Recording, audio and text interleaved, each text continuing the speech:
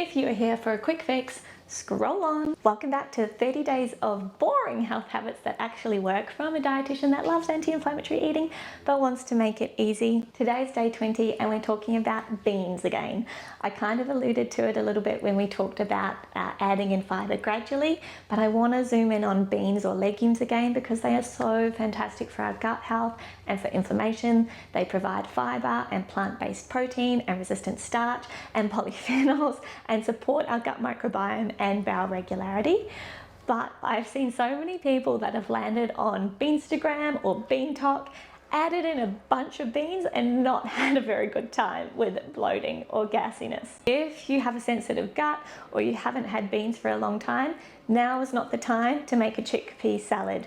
No. We want to think about small, frequent, and texture. So where we want to start is adding a small amount more frequently and then changing the texture to begin with.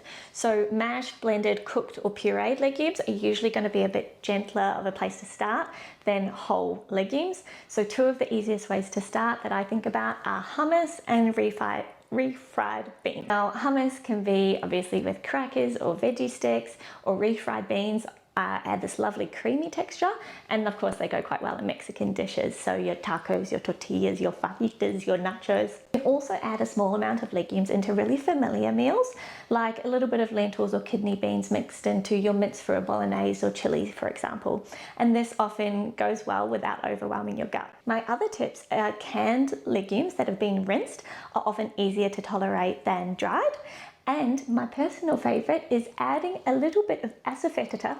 I don't know if I'm saying that right, by the way, but asafoetida is an Indian spice that tastes just a little bit like garlic, but it's low FODMAP, and you can add it to your bean dishes, which will actually make it easier to digest. So if legumes haven't worked for you in the past, was it that you went too hard too quickly? Usually your gut just needs a slower reintroduction. I'll see you tomorrow for day 21.